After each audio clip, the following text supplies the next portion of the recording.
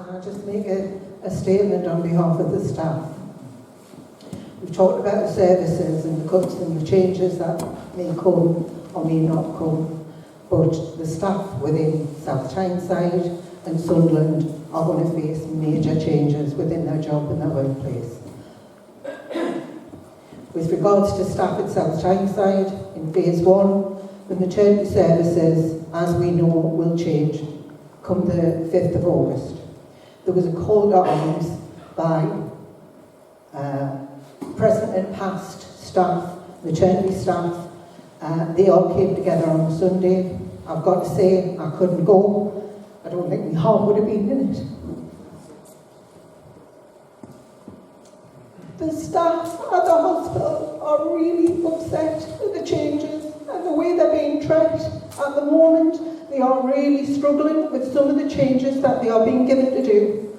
They are moving bases, they are moving jobs, they are being downbanded, they are being regraded. There are protections for them because we worked hard as trade unions to make sure those protections are in place. But I've got to say, if phase 1 is anything to go by, what we face in phase 2 is going to be horrendous. If that's the way the staff are going to be led down a change in service. And let me be very clear, I've supported this campaign from the start, as you know, but so have our staff in South Tyneside. I'm going to say they're coming on board in Sunderland now. I am now chair of that staff side, which is overarching for the whole organisation now. So I thank my colleagues for putting me in that position. But I can also say that if we are facing those changes in phase 2, then the organisation now has a free hand to send staff where they deem those services are needed, whether they be at South Tyneside or whether they be at Sunderland. What I have to say is the people who've worked long and hard at South Tyneside have felt very loyal to the organisation at South Tyneside. Many of them do not want to work in Sunderland, and we are told that on a regular basis. They've got no option, they've got mortgages to pay, they've got families to raise, and we are seeing nurses, as you know, in dire straits with finances and food banks and heating allowances and children's clothing for they're getting back to school. So we're not having this easy. But what we are worried about is how the staff cope in the future, especially the services that are now changing. You mentioned Hartlepool. The call to arms, a lot of those nurses are now retired or have moved on to their jobs because they didn't want to work in Sunderland. Equally, they're worried for their colleagues who work in South Tyneside and are feeling that they may not have a workplace in the future if the same thing happens to Hartlepool. And if the same thing happens to South Tyneside as happened to Hartlepool. And that news has just broke this week, which I find very, very hard to take when we're looking at a maternity midwife-led unit for South Tyneside in a very deprived area. That's what I wanted to say on behalf of the staff. They've been behind you all of the way, and they are still wanting more people to support what they feel are unnecessary changes. A lot of these staff have had the answers right from the beginning. Our different groups that we've had, they've put ideas forward. Some of them have been taken on board. But let's be also honest and say, in those consultation groups and the focus groups that they've had for phase 2, some of those ideas have been put forward. They didn't get the option in phase 1, as many of them testified. Phase 1 hasn't been the success I don't believe that the organisation wanted it to be, but that might be down to the fact that we got wind of what was happening and being pragmatic about opposing it at the beginning. So from that point of view, I just want to let you all know that the staff are there behind you.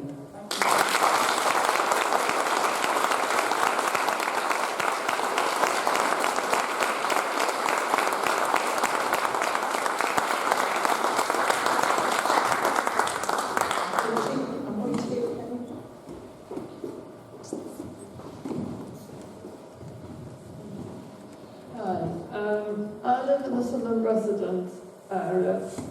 Recently, I went to my GP for a referral, and it was to the gastrophy department in Sunderland.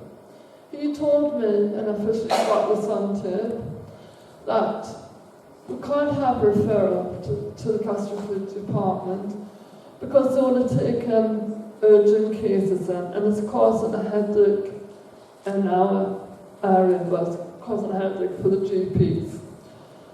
I raised this at the CCG meeting, still waiting for them to return their response. In the meantime, I was talking to a reliable source that told me that when patients or making appointments for the gastrophy department, the electronic, a bit like choosing the for Sunderland Hospital, it's being purposely blocked. Patients cannot go to Sunderland, so we're suffering now. We can't get to our hospital. I have had to go private for an operation because I thought I was going to a good hospital down in London, but all they said was, yes, you've got this, you've got this, you've got this, everyone's got that. I was in agony, couldn't get out of bed, rang the GP, sorry, you haven't got cancer, we can't do a home visit. When I eventually got there, my GP told me that I probably have pulled a muscle in my back. They are sitting on MRI scans, knowing what the results are. Now, I went to a very good surgeon. Not everyone has that privilege to go to good surgeons. I now have been diagnosed with wear and tear in my knee. One of the GPs, I asked, well, what we're going to do about the wear and tear in the joint, is there anything we can do? She will not refer me to an NHS consultant. Again, I'm having to pay to see a private surgeon. I shouldn't do this. I'm on the benefit system. Okay, I'm lucky. I've got my dad to help me out. But he shouldn't be spending my mum's money on my care. That is given to my mum because she's got dementia. And I'm just getting a bit sick that we're not being fobbed off by this NHS trust. People in Sunderland are not going to suffer. Yes, we are suffering. And I want to make it aware to people that we are not being told anything. I am just learning from Roger and the campaign what is going on. But we are suffering. We have had consultations on the urgent care centres in Sunderland. They are being closed. We have now got to travel to Palin to an inappropriate site. Our minor injuries is now a GP house, not out of our extended GP service. We were promised going open on the 1st of April, then it's August, now it's supposed to be closing down on the 1st of December. But we're not told anything of what's going on. Our NHS in the North East is absolutely shocking, and I don't think here we are getting a full picture of what is happening in Sunderland. We are not able to get to the services that we require. Why should I have to fork out £200 for my knee to see a private surgeon? I should be able to see a surgeon on the NHS. That is my right, and it is my right to have health as the science says, healthcare is a right. But GPs are not allowing us to have healthcare. They are putting the block on referrals.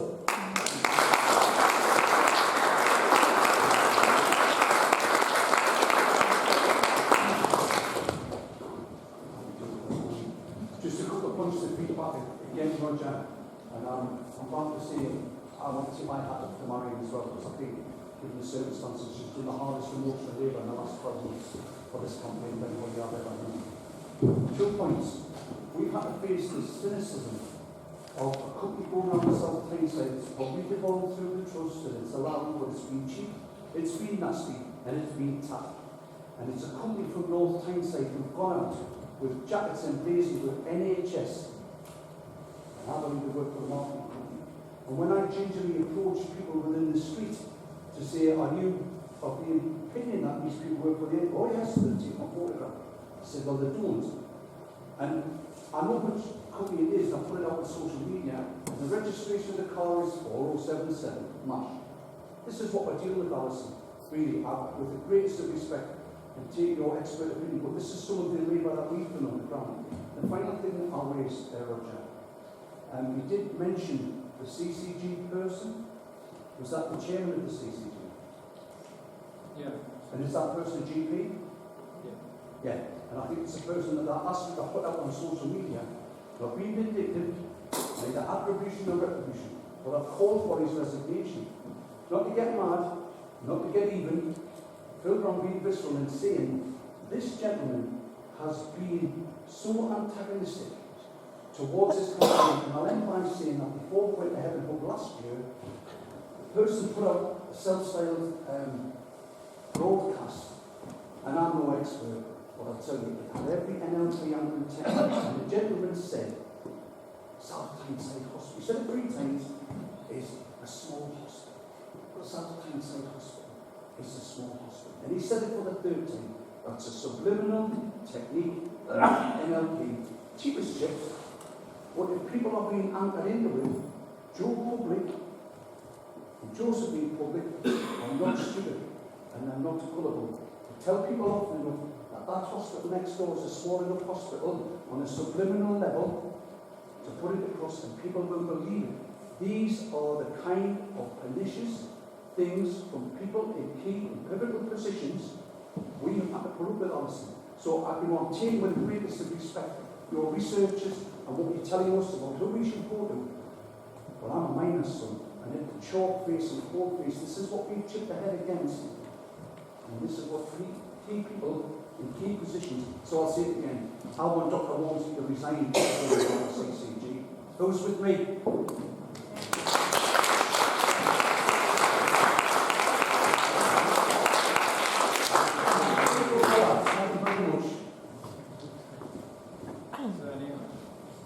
Is there any other questions? I'm just looking forward to the win-win we're going to have. It's a lose-lose. Pam, you had a question here. I can't quite read it. Do you want to read it yourself? Or,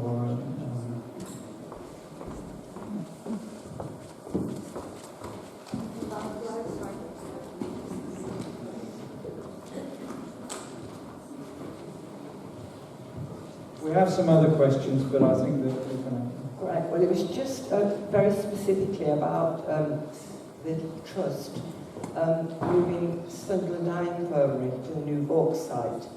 Now, seemingly that obviously is going to release funds for further development because it's a very prime housing site, or could be, where the infirmary is now.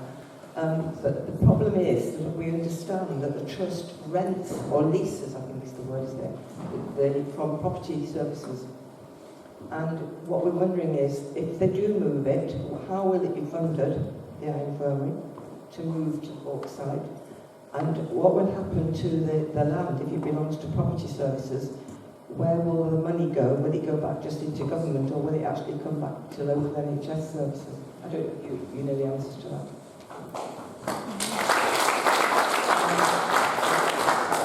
So apparently you're saying, I didn't know that, but you're saying that the infirmary is owned by property services.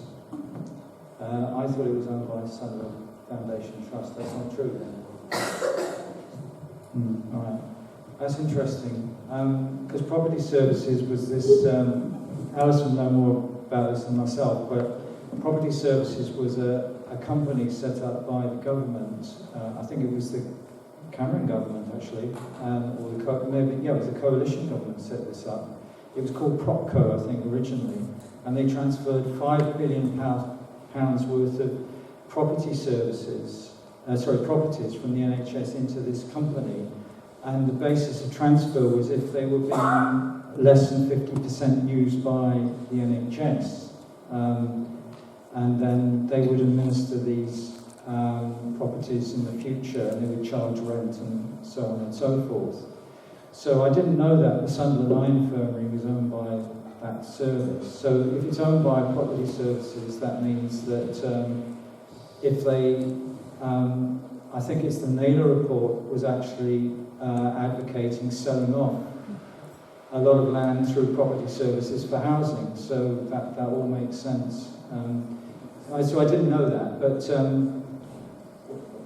anyway, no, I couldn't really answer the question about what Sunderland's intentions are with the eye hospital. Of course, you know, David Hamilton, the chair of the chief executive of the South Tyneside CCG, was spreading rumours that he might get the eye hospital here at one time, but that was rumours.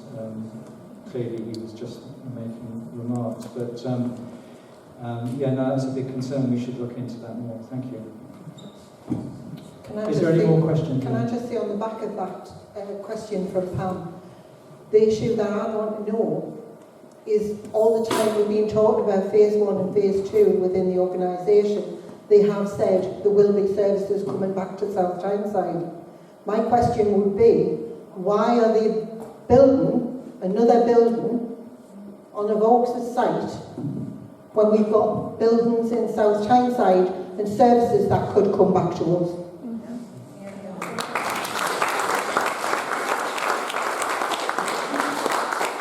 Can you answer that question, Marion?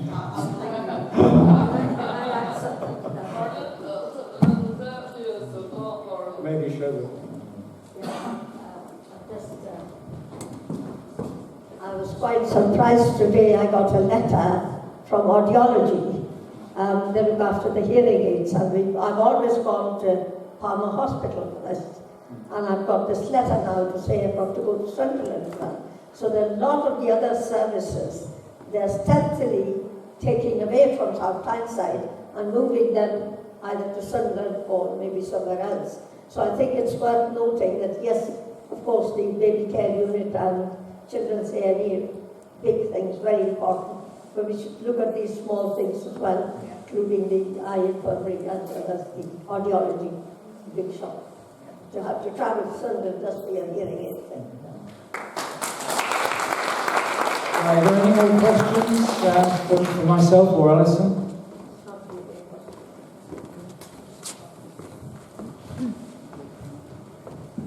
Alison, just to go back to your legal case last year, was I right in thinking that Jeremy had conceded on the consultation aspect as a result and issued, most of us filled something in online about consultation on ACOs. Can you tell us what happened to that? Just failure to consult was one of the grounds that we took the government to court. And just before we were going into court, NHS England conceded that they did need to consult. So they have now conducted a consultation and published the response to consultation, but they're continuing with the ICS, so integrated care systems. So they're just going full steam ahead. So we filled them all in for no reason. Yeah, and they published the consultation, and that result, that's out. But it was a very partial analysis, because if you answered the consultation outside their questions, but they did say, there is a line in the response which is saying that a lot of the respondents were very concerned about privatisation, and that was just there as a statement, but that was all. So they didn't address any of the fundamental issues that we had raised, and they only responded in terms of the questions they had asked, not the questions we were asking of them.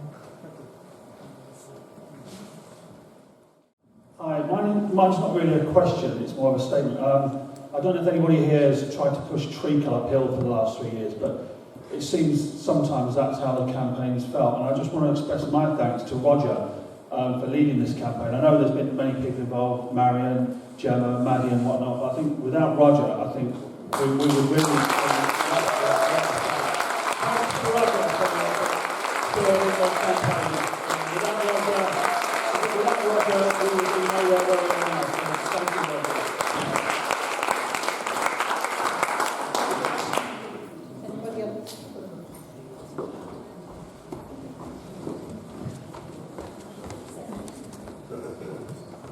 Yeah, I just wanted to say that I think that they are attempting and in a way we're providing a second-class health service to the people of South Tyneside, and I don't think they care, because I think that they think you should be grateful that you've got any health service at all. So I just wondered, is there monitoring already in place as to the effects of the, like for example, the stroke unit, and from now on, maternities that, or any of the ones that they're sending to Sunderland? Are people keeping a closer eye out on the consequences of that? Is there a means of getting the facts and figures on the service and its lack of being available locally? Thank you, Pauline. That's a very, very good question, because I think that, unfortunately, if we do lose on August 5th these services and we don't manage to hold off with our appeal, monitoring what's happening is going to be very vital for the campaign to undertake post those decisions. They're already saying a lot about the stroke service, but to be honest, we haven't been in a position to check what they've been saying.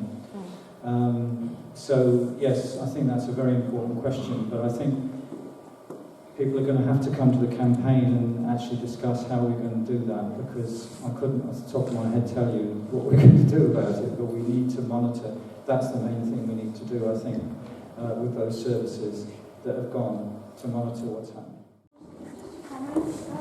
Really, it's just a comment when you're saying about getting the information. I could remember trying to get information from our mental health service in Sunderland at one time through scrutiny, and we just could not get that information. And I saw the city solicitor, and we went through the freedom of information, and miraculously, through Ian, we got that information. So what I'm thinking is, I'm sure it's something that you have thought about, and I think it's something that we should certainly be looking at, going through that particular process, the Freedom of Information Act. Okay. Thanks, Roger. Yeah. Thank you.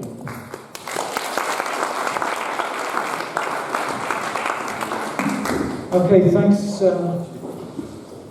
It's time to bring this to a close. I think it's been a very interesting and serious discussion.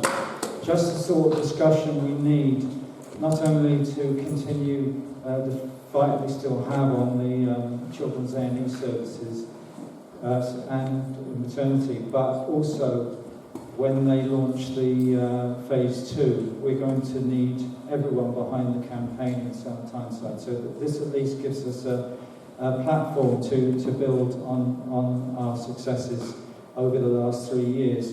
And just to say that I know we've been going 3 years, and Simon says it's like pushing through treacle, but I think the North West London campaign was going for 7 years, and they lost West Middlesex, but they saved Charing Cross, and they saved Ealing hospitals, which incidentally they couldn't get the funding from the government, so they couldn't get it off the council either. So those closures didn't go ahead. And yes, of course, it hasn't meant that they're still not fighting, because there's the whole question of the funding for these hospitals and so on to fight for. So, first of all, I'd like to give a very, very big thanks to our keynote speaker, Allyson Pollock.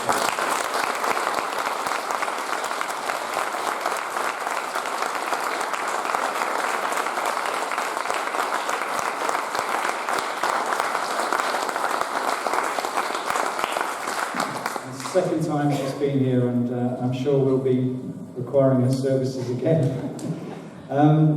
As I said, I mentioned there, we are looking to have a protest on Monday the 5th of August outside the Parton entrance of South Tyneside District Hospital. And we'll see what we can do there to have a protest at 12 noon. We'll update you on that by the email service, so get yourselves on the email service if nothing else, so that we can keep you in touch, or look through our Facebook connections and so on. And we'll also update you on the legal situation as soon as we know what's happening. If we need to travel to Leeds, or I think it'll be London this time. And also, talk to your councillors. A lot of the councillors have their own views, and we've spoken to a number. So talk to your councillors about this question of the funding. So we will also be facilitating that through the campaign as well. And so thank you very much for coming, and there will be a collection at the end to continue our fight. So thank you.